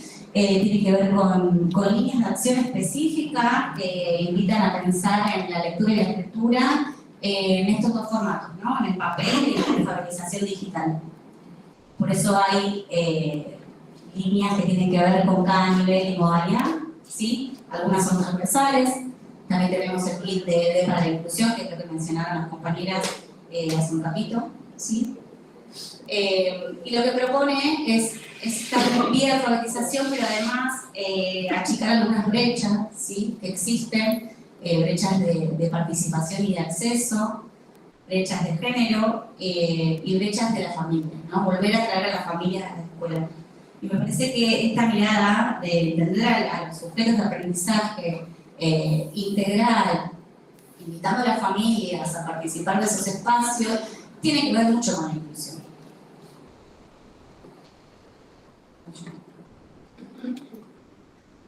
Bueno, y por otro lado, pensando en esto de la vía de alfabetización y las prácticas inclusivas, empezar a identificar esto, cuáles son las barreras que no vemos, qué es lo que no estamos viendo. Y quizás algunas claves éticas para construir este rol profesional de psicopedagogo tiene que ver con estos factores, ¿sí? Una ética del cuidado que tiene que ver con lo singular, con lo personalizado de cada estudiante, pero además con construir vínculos pedagógicos que sean saludables, que sean de cercanía, que sean obviamente con mucho cuidado. La ética de la justicia, que tiene que ver con poder promover justamente la equidad, ¿sí? Pensar en la igualdad de condiciones, de generar esa igualdad de condiciones, como antes nombró el rector, y de pensar en estos apoyos y ajustes que van a ser razonables para nuestra tarea cotidiana. Por otro lado, la ética de la comunidad, que también salió mucho en los paneles de las maestras que participaron, la idea de la construcción que es colectiva, que es entre todos, poder construir diálogo en familia, crear comunidad, ser comunidad educativa, pensar en una escuela inclusiva, transformando las prácticas de todos, transformar esa cultura institucional, digamos. Y por otro lado, la ética de la profesionalidad. Es un compromiso, es una ética que nos invita a la formación continua, a estar siempre actualizados, siempre informados. Y el trabajo, obviamente, de vuelta colaborativo y en reflexión docente. En reflexión sobre nuestras prácticas, sobre nuestro lugar de incidencia, nuestro diálogo con el otro. Son tareas propias del rol donde constantemente tenemos que estar preguntándonos y volviendo a la pregunta antes y después.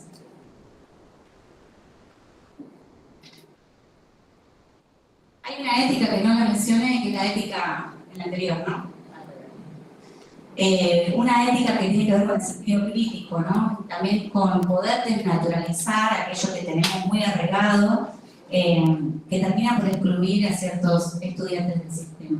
Empezar a preguntarnos esto de vuelta, ¿no? ¿Qué de lo que hacemos cotidianamente incluye? ¿Qué de lo que hacemos cotidianamente termina por excluir? Y ahora sí. Bueno, ¿cómo potenciar las prácticas inclusivas? Lo dijo la directora hace un ratito, no hay una receta magnífica a seguir, eso lo sabemos todos, los que venimos del mundo y del campo de la educación, pero sí es muy interesante planificar, considerando el DUA, ¿sí? El diseño universal del aprendizaje, que mencionaban las chicas, incorporar múltiples lenguajes, que es lo que propone un poco la vía de alfabetización, ¿sí? Distintos canales para comunicarnos, que tiene que ver con lo digital, con lo analógico, con lo visual, con lo verbal, con el modo que cada estudiante busque para poder comunicarse. Generar redes de apoyo, ¿sí? Entre la comunidad educativa y detectar nuestros aliados. ¿Quiénes van a ser nuestros aliados para generar estas redes de apoyo y generar sentido de comunidad? La escucha activa, que también lo nombraron las docentes que pasaron al frente hace un ratito, esto tiene que ver con empezar a captar esas necesidades que tienen los estudiantes. Y poder preguntarnos desde lo micro hasta lo macro, qué pequeñas cosas marcan una gran diferencia.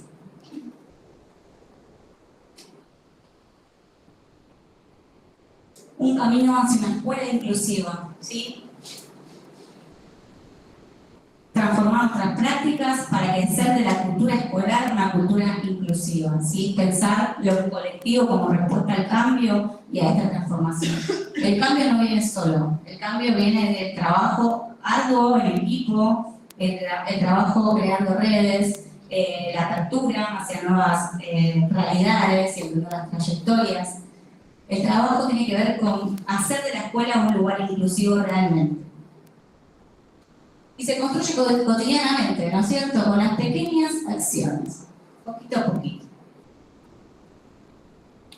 Por eso hoy los quiero invitar a aquello que nos interpela, ¿sí? Irnos con la pregunta, no con una receta cerrada. Quedarnos con la incertidumbre, ¿sí? Y hacer de esa incertidumbre un camino, ¿sí? Un camino a seguir, hacer de esa incertidumbre una práctica genuina, con buenas intenciones, ¿sí?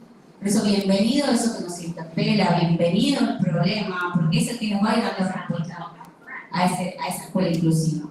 Si piensen que si nada nos interpela, nada va a cambiar. Si dejamos todo el status quo como está, no hay una posibilidad para el cambio, ¿sí? Por eso, como dice Frigeiro, la inclusión es resistir, interrumpir e inaugurar nuevos tiempos. Tiempos nuevos, en realidad. Bueno.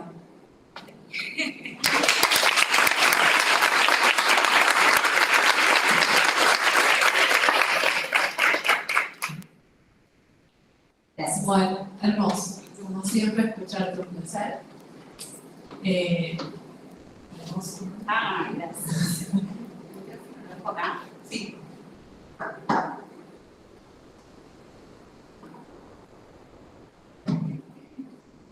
Y ahora vamos a invitar a Miguel Ángel Martínez Pereira a pasar, que es profesional de ciencias económicas, empresario, es rotario, socio del Rotary Club de Montserrat desde hace 37 años, donde fue presidente en 2 periodos.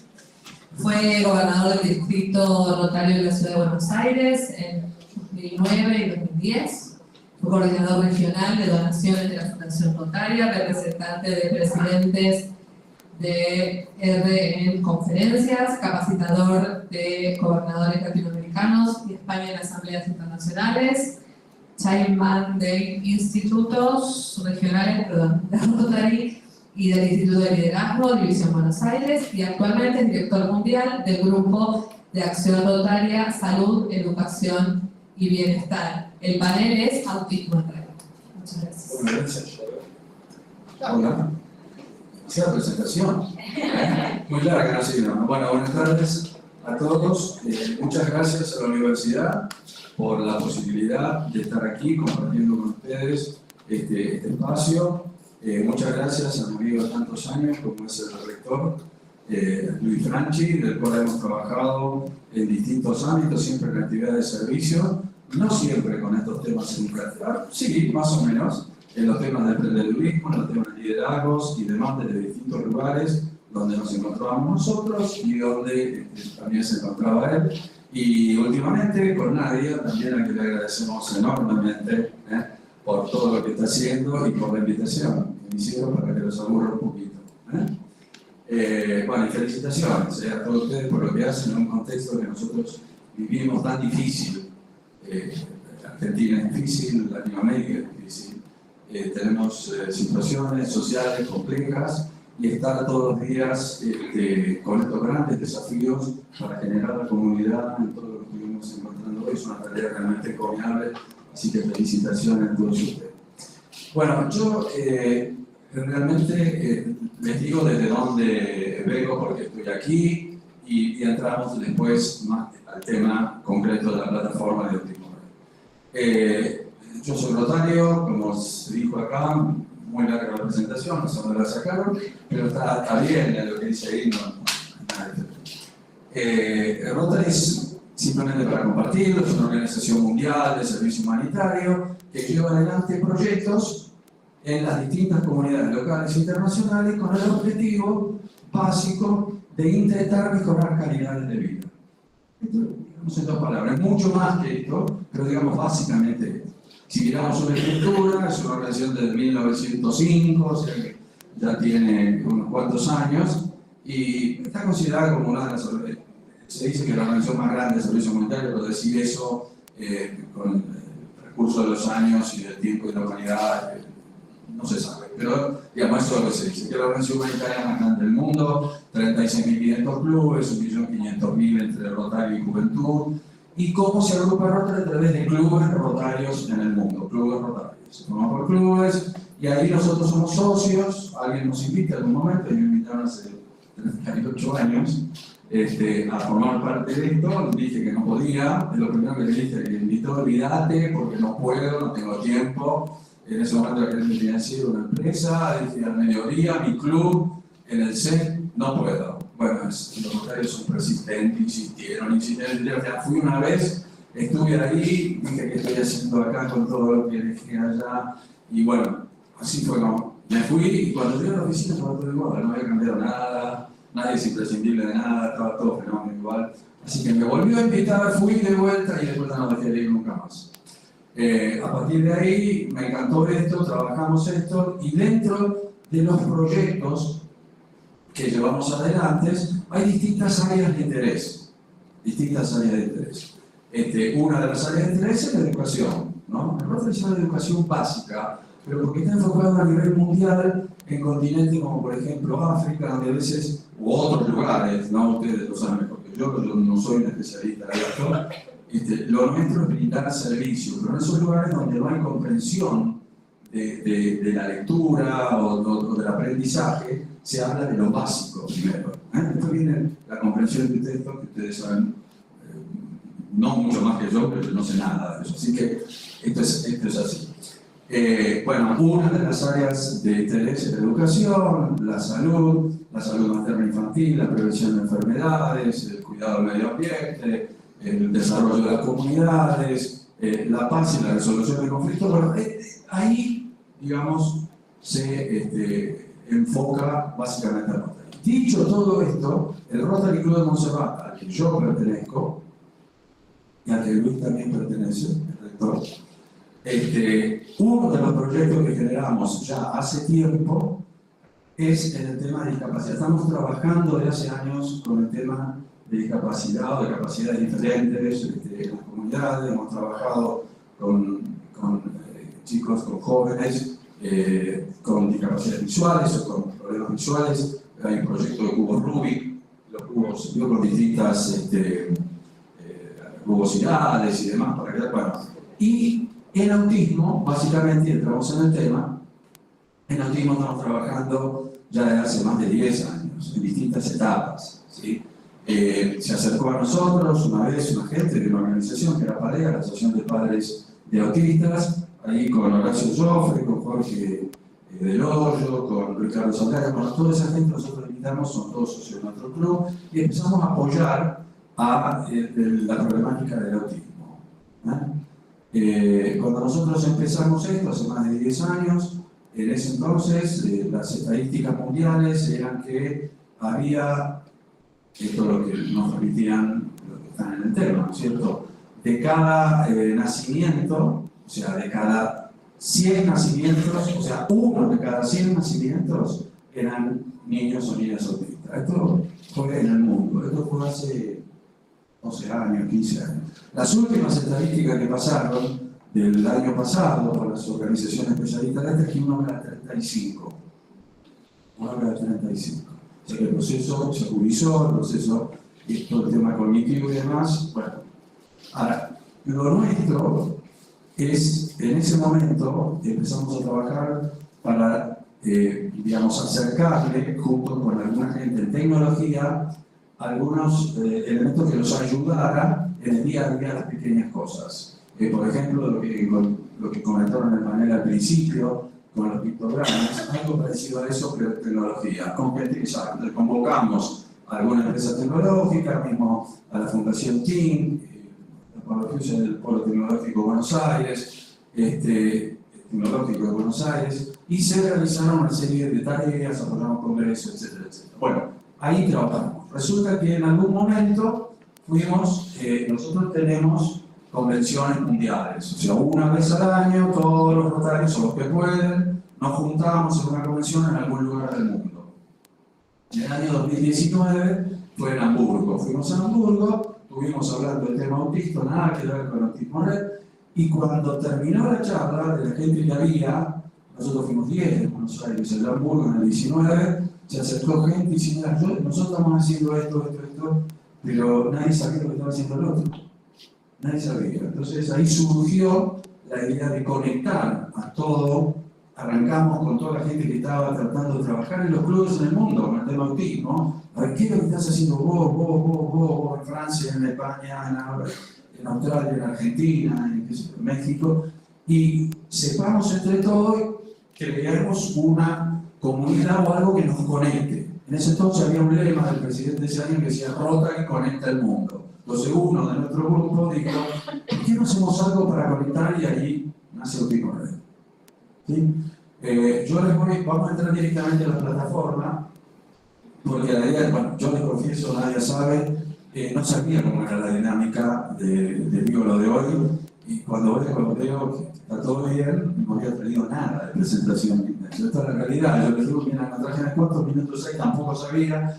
Esto es un problema mío, ¿no? O sea, yo debería haber llamado y preguntado que esas cosas no se hacen, así que pido disculpas. Pero mientras estaba sentado ahí, escuchaba, dije, a ver qué es lo que tenía en el celular, y está la presentación que yo hice, y les pido disculpas, porque también en otros paneles dijo que siempre hay que hablar en el idioma, y es así. Pero en otra convención, que fue en el año 24, en Singapur, estuvimos en Singapur presentando Autismo Red. Hubo un lanzamiento y nosotros lo presentamos, pero por supuesto en Singapur hablan en inglés. Entonces la presentación estaba en inglés. No hay cosas largas porque las presentaciones no me gustan. Todo bla de lo que la gente puede leer. Si no hay fotos, flechas y cosas por el estilo, que hay parte en español, está cómo es la plataforma y demás. Un poco me decía Nadia, que había hablado con Valeria, que es uno de los integrantes del grupo que nos está ayudando en las comunicaciones, ¿por qué no hacíamos la posibilidad de explicar todo esto si querían inscribirse y demás?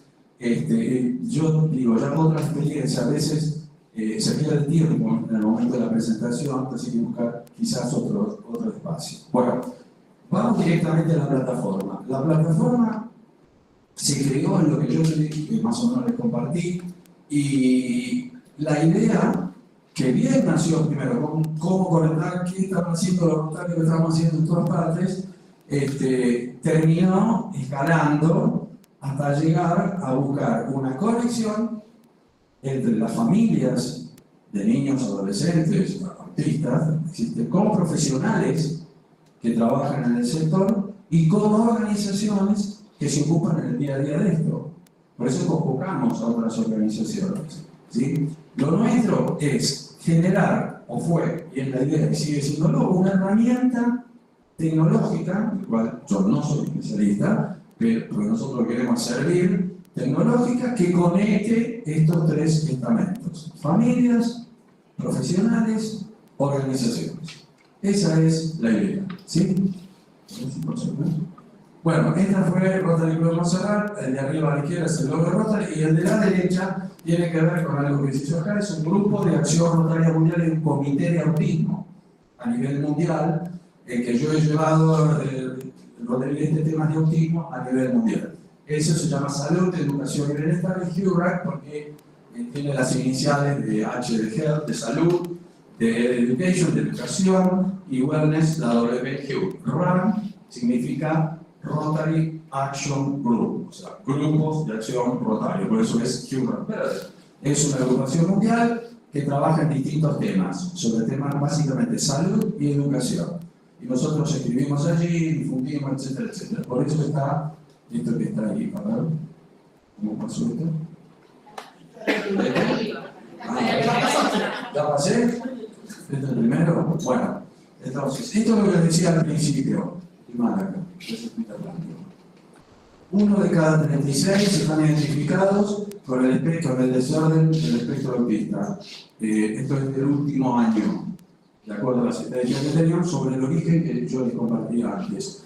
Y decía que aproximadamente 1% de la población mundial en estos momentos está dentro de la condición, que antes era TERA por trastornos, y ahora lo que saben dice que es CERA porque es la condición del espectro autismo, ¿no? Bueno, entonces ahí está lo que les decía, la idea de ir liderando una red social global que conecte familias, profesionales y recursos para tratar de apoyar todo en un solo lugar. O sea, existe esto. Las organizaciones de autismo que trabajan en estos temas dicen que no existía, no existe. Algo que conecte todo. Entonces dijimos, bueno, ¿cómo lo hacemos? Y ahí entraron los rotarios, digamos, amigos que saben de tecnología y se fueron. Bueno, ahí está el QR, digamos, para escanearlo, y ahí entran en la red directamente. ¿Dónde voy por esto? Está del cañón. Ah. ¿Yo? Ahí está, bueno. Esta es una curva de estadística que habíamos hablado y que decía que los beneficiarios en Argentina con sus familias eran aproximadamente 2 millones de personas. O sea, había un involucramiento de 2 millones de personas en el tema autismo en Argentina. La segunda parte, en Latinoamérica, el mismo concepto, 8 millones de personas aproximadamente. Y en el mundo, con ese porcentaje que dijimos del 1%, alrededor de más de 778 millones de personas en la condición de autismo. O sea que es un tema, digamos, ahí está. Bueno, esto en el 19 arrancó en la convención y, digamos, empezamos el desarrollo del año 19 antes de la pandemia. Después vino la pandemia, se avanzó, se detuvo en algún momento, y en abril del 23 hicimos el lanzamiento oficial. Abril del 2023. Ahí, en un primer gran impulso, hubo aproximadamente unos 6.000 usuarios que se fueron incorporando gracias a las organizaciones de autismo que nosotros también convocamos. Aparte de Apadea, que ya estaba, se sumó Brincar y se sumó Panacea, con Alexia Ratazzi, y hay otras organizaciones que hemos invitado y que todavía no están, pero que las invitamos a sumar. Nosotros, la plataforma es también para que sepan, la gente que no lo sabe, que no sabe dónde recurrir, cuáles son las organizaciones que ellos se ocupan de temas específicos. No todos se ocupan de lo mismo, se ocupan de autismo, pero uno está más en cursos de capacitación, otro está más en el tema legal y empleabilidad para gente autista, otro está más en desarrollo cognitivo. O sea, cada uno tiene una expertise un poquito diferente. La plataforma es una herramienta que trata de conectarlos y que nosotros no vamos a decir lo que ellos saben que pueden decir. Nosotros como Rotario no podemos. Nosotros tratamos de servir para que la plataforma sirva de consulta. Eso por ahí. Bueno, de los países a día de hoy estamos más o menos en cerca de 8.000 usuarios, aproximadamente 32 países, del cual la mitad es Argentina. Esto para unos 3.000 y pico, más o menos. Y si tuviéramos que tomar un costo de esto, esto es una plataforma total y absolutamente gratuita. Esto es una cuestión de servicio. Todo lo que se sube, lo que se anota en lo que nos proponen es totalmente gratis. ¿Sí? Es algo voluntario. Voluntario es una organización de voluntarios, ¿no? Nosotros no. Entonces la idea es esto, pero todas las horas que se insumieron en ese momento durante todo este periodo de tiempo, hoy debemos mandar alrededor de 20.000 horas hombre, más o menos aproximadamente de todo esto. Y bueno, no está calculado acá, pero es unos cuantos pesos o dólares, digamos. Ahí está. Bueno, ¿cómo se entra a la plataforma? Bueno, acá están, para la parte de la parte de tecnología se convocó a la empresa de Entorno Argentino Global, con Migoya y Englebén, o sea, nosotros hablamos con ellos y dentro de su política de responsabilidad social de Global se incluyó en el año 2023-2024 Autismo Red, ¿sí? Y el que desarrolló junto con alguna gente del grupo nuestro es la plataforma de herramientas es Global, ¿sí? Bueno, acá hay otro de los que han intervenido. ¿Y cómo es? ¿Cómo se llama? Es decir, yo entro, ¿cómo es la plataforma? www.red.org. Si yo entro y no se cae, como hay esas cosas que pasan en tecnología, si yo entro, se abre y ahora vemos qué es lo que se abre. Entro www.autismored.org. ¿Sí? Una vez que entro me aparecen tres cosas. Primero, tengo que cargar, el punto 1, cargar un mail y una contraseña. Mail y contraseña. Ahí dice cómo. Son 8 caracteres, mail y contraseña. Después tengo que cargar un perfil mío, digamos, el que está subiendo. Entonces ahí le dice, bueno, ¿cuál es el perfil? Y bueno, yo soy profesional soy psicopedagogo y estoy en tal lugar y lo que quiera poner como perfil. Soy docente de la escuela tal, soy ejecutivo o funcionario del Ministerio de Educación de la Ciudad de Buenos Aires, de la provincia que sea, del país que sea, lo que fuere, y da un lineamiento para que alguien que entre en la red ubique a esa persona, ¿sí? Y bueno, y a partir de ahí, con eso simplemente empieza la conexión entre las personas, con estas tres cosas, ¿sí? Después esto está, digamos, discriminado por conceptos. Por ejemplo, en el tema de educación van a entrar, si quieren encontrar escuelas, por ejemplo, que estén trabajando con este tema. La idea central sería lograr que en muchas escuelas que tengan la posibilidad dentro de sus facultades, ahí yo no lo conozco bien el tema, pero hay veces, por cosas que nos han contado, que a veces no tienen todas las escuelas. Estamos hablando no solo de Buenos Aires, sino de Argentina, y más allá de Argentina, la capacidad de estructura, de infraestructura para recibir más de, por ejemplo, 2 niños autistas por clase, por ejemplo. O porque tienen que ir acompañados algunos, por psicopedagogos o algo. Entonces, bueno, entonces hemos escuchado cosas que me dicen, mirá, si se inscriben 3, 4, 5, no lo podemos entender. Dice, sí, no, pero hay una ley que dice... Bueno, ahí entramos ya en otro tema, ¿sí? Entonces, la idea central es que podamos nuclear en el tema educativo, que es lo que nos reúne hoy, la mayor cantidad de ofrecimiento de posibilidades, ¿sí? De acuerdo a lo que ve en cada lugar, en cada escuela, en cada... ¿sí? Entonces, la inscripción, se inscriben y son inclusores del tema, pues se inscriben los docentes, pueden convocar a las familias para que se inscriban con sus integrantes, los doctores o los profesionales que atienden a los chicos, o a los jóvenes, o a los adolescentes, o lo que fuere, y ahí se va generando la comunidad, ¿sí? Entonces, después, por ejemplo, aparte del tema educativo, hay otros rubros para ir encontrando. Por ejemplo, va a tener entretenimiento, trabajo, cámaras empresariales, bueno. Hay que nutrirlo, estamos en una etapa de interrelacionarnos para sumarnos. Por ejemplo, decimos, ponemos un ejemplo, es los comerciantes.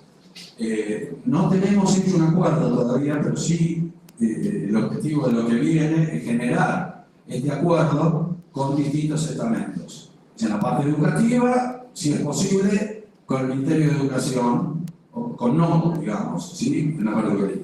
En los comerciantes, por ejemplo, con las cámaras,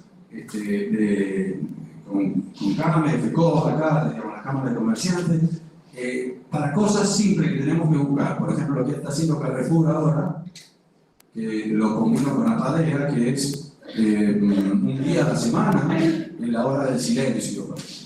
Entonces los niños lo están difundiendo. Pero nosotros, por ejemplo, decimos, bueno, a ver, ponemos un ejemplo, a veces decimos, bueno, a ver, si el chico autista tiene que ir a cortarse el pelo en una peluquería, por lo menos llegar a ese peluquero que sepa que si lo quiere atender, y nosotros tratamos de que se escriba para que sí lo atienda, sepa que, por ejemplo, si tiene música en su local, en ese momento, en ese día, en esa hora, para ese chico joven, niña o lo que fuere, o niña, baja el volumen de la música. Y si la luz es muy fuerte, baja la intensidad de la luz. Bueno, pequeñas cosas, pero para eso tenemos que generar ese tema de que lo conozca, porque hay gente que dice sí, pero me complica tal cosa. Bueno, cosas simples que ayude a que el objetivo se llegue y que la gente se sienta bien, digamos, con este tema. Bueno, una vez que se entró, ahí está. Bueno, va a aparecer esto, dirección de correo electrónico, contraseña, ¿sí? Y allá está un poco el bla de lo que estuvimos hablando ahora, ¿sí? Las conexiones de las familias, etcétera, etcétera, que es lo que figura en la plataforma. La contraseña, como cualquier plataforma. Acá van poniendo los perfiles, este es otro de las planillas que van poniendo los perfiles, ahí de cada uno, el que se ubica, ¿sí? Para que pueda ser identificado.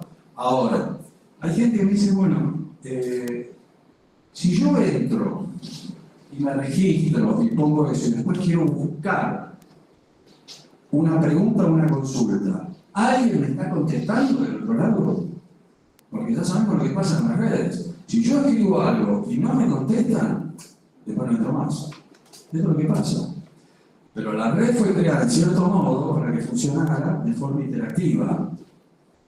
Entonces, interactiva significa como, por ejemplo, tengo una cuenta, vamos a poner un ejemplo, el turismo, a lo mejor conocen TripAdvisor, la plataforma de turismo, que uno hace preguntas, y alguien que está en otra parte del mundo me contesta la pregunta que yo dije. Dije, bueno, a ver, si me voy a Chile de vacaciones, en la zona norte, y quiero visitar. Bueno, hay otro que por ahí me dice, no, mira, te conviene. Bueno, esa era la idea para que alguien conteste. Pero para que eso sea efectivo, tiene que haber mucha gente, tiene que haber muchos usuarios. Entonces estamos en la etapa de construir cada vez más comunidades, porque con los 7.000 que tenemos, está bueno, pero tiene una plataforma que está para más de 1 millón, por decirlo de alguna manera, y para hacerlo inclusive a nivel mundial, o sea, de menor a mayor, ¿sí? Pero bueno, esta es la plataforma, ahí entramos. A ver, bueno, no, ahí está parte del equipo, acá va a ver quién está, en el medio es el color rojo, que es el gerente de comunicación de Global, el resto son las organizaciones. Bueno, esto fue cuando lo lanzamos en el 2023, un poco hicimos una remera muy linda, ese tipo de red, y la tenemos, a mí me queda chica la adolescencia, pero bueno, ahí está parte del equipo de los que han estado trabajando, algunos siguen, otros no, pero esto lo formamos. Bueno, la parte de comunicación en ese entonces, esto es del 2023. Nosotros seguimos una campaña muy fuerte de comunicación y eso sí salió en televisión, en diarios, en varios medios, gráficos, escritos y demás, y lo hemos dicho. Ahora, toda esta movida necesita recursos y nosotros, digamos, no tenemos recursos, los miles para la plataforma, si no hubiera sido gracias a Global o de algunos voluntarios que voluntariamente trabajan. Por lo tanto, si bien esto es gratuito, siempre tenemos que generar gente que se sume aportando voluntariamente sus conocimientos, porque recursos no tenemos capacidad. Acá nos pasa lo mismo. En este momento tenemos a una gente de comunicación que nos está ayudando también, y bueno, pero la idea es seguir agregando valor a todo esto, ¿sí? Bueno, básicamente, bueno, acá Fiorra, que es lo que decía el Grupo Mundial, el Comité de Autismo, esto es una de las convenciones. Allá a la derecha está el cartelito del cartel de Autismo Red. Esta es la convención de Rotary, que también están del grupo, y ahí se difunde lo que se está haciendo con la red. Bueno, acá vemos algunas de las presentaciones que hicimos en Latinoamérica. De vuelta, el slide, creo que aquí terminamos. No, acá estamos invitados, acá lo que decimos, que están todos invitados para sumarse a Autismo Red, porque necesitamos el apoyo en la visibilidad de lo que estamos diciendo. Si no tenemos visibilidad de que gente sepa esto, y realmente el resultado final está acotado, o sea, seguimos trabajando, pero bueno, digamos, es importante la visibilidad. Así que estamos invitando, y yo en este momento, para cerrar, no sé si estoy en tiempo, no me pasé, sí, bueno, para cerrar, invitarlos a ustedes en esa instancia, y si nadie está de acuerdo, ella como interlocutora, para que nos podamos conectar en algún momento, y nosotros mismos, ante alguna dificultad que haya, si quieren sumarse, porque hay que poner un mail y una contraseña, pero para decir, no, ¿qué soy el mail? Esto es transparente, es una organización de servicios y tiene el objetivo que nosotros elegimos, pero cada uno tiene su derecho de decidir, obviamente, si quiere o no hacerlo. Por eso yo no quiero en una presentación decir que vamos a anotarnos porque no sé de dónde vienen, a ver un poco más.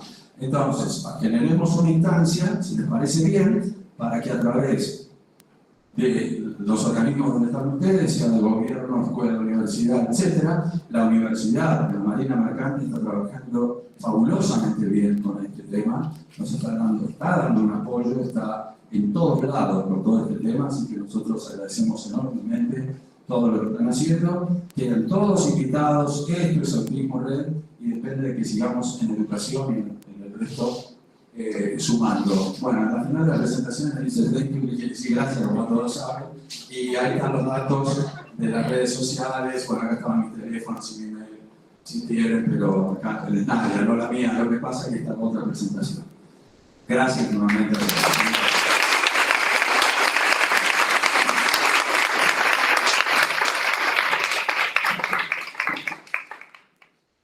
Gracias, Miguel. Lo tendremos en cuenta, muy interesante. Bien, si alguien de la web, de la gerencia operativa, por tirar todo, gracias.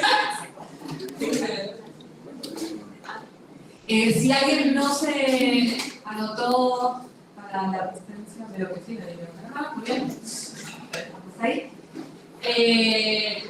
Bueno, esperamos que realmente hayan podido disfrutar, aprender, conocer, informarse de todo lo que estuvimos escuchando hoy. Y para cerrar, le vamos a dar la palabra a Claudio, que es el secretario académico de la universidad, para que cierre el evento de hoy. Claudio. Bueno, ya nos hemos visto. Buenas tardes a todos y a todas. Soy Claudio Sentana, secretario de Extensión de la Universidad de Marina Mercante. Hemos concluido esta primera jornada, primera porque esperemos que tengamos una segunda o una tercera. Estamos iniciando un trabajo muy interesante en esta materia de la universidad, por supuesto en colaboración con el Ministerio y con Autismo Red, también del Rotary. Le agradecemos mucho la presencia de Miguel. Somos socios muy interesantes y estamos realizando un gran trabajo. Bien, somos todos, creo, profesionales del campo de la educación, y creo que amerita una reflexión, ¿no?, de esto de la importancia que tiene la educación como una práctica social que tiene intencionalidad formativa, ¿no? La educación es la práctica social que busca el mejoramiento positivo de la persona, es la que posibilita la modificación de la conducta, y nos invita también a pensar en la importancia que tienen las políticas para llevar adelante grandes cambios a nivel social. Nos hace pensar en la importancia que tiene la educación escolar y la inclusión dentro de estas políticas de la educación escolar pero también nos invita a pensar en cómo la educación se lleva adelante y se materializa en otros escenarios que no son los escolares, como es la educación no formal y la educación informal que se da en los escenarios de cultura. Y creo que esto también nos invita a nosotros como profesionales de la educación a involucrarnos en la inclusión dentro de otros escenarios, como es lo no formal y lo informal, ¿no? La ciudad de Buenos Aires es una ciudad declarada como ciudad educadora, entonces también me parece muy interesante la invitación a los psicopedagogos, a los licenciados en educación, a todos los que estamos comprometidos en el campo de la educación, también a plantearnos sobre la inclusión en otros escenarios educativos, ¿no? Y bueno, este es todo un compromiso que tenemos por delante, y habiendo escuchado a los expositores, la verdad que me ha llenado de mucha satisfacción, y bueno, los invito y los comprometo a seguir apostando por este compromiso de mejorar cada día la sociedad y de no asustarnos por ver todo lo grande y dificultoso que parece el escenario que nos rodea, sino animarnos al ver los pequeños logros que encontramos en el compromiso que llevamos adelante y sentirnos acompañados siempre por esta red que tejemos día a día con los compañeros que tenemos al lado, que es lo único que nos va a sostener en la batalla, ¿no? La red de contención afectiva de las personas con las cuales podemos construir el día a día. Así que bueno, muchas felicidades y mucho aliento para que sigan su compromiso diario. Felicidades.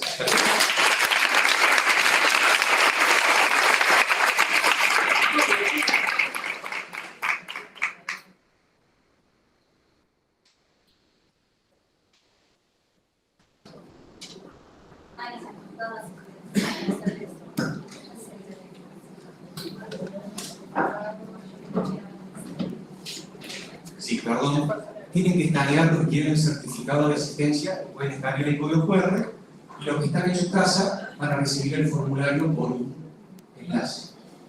Además de solicitar el certificado, van a poder así hacer preguntas o realizar alguna recomendación para el próximo jornada.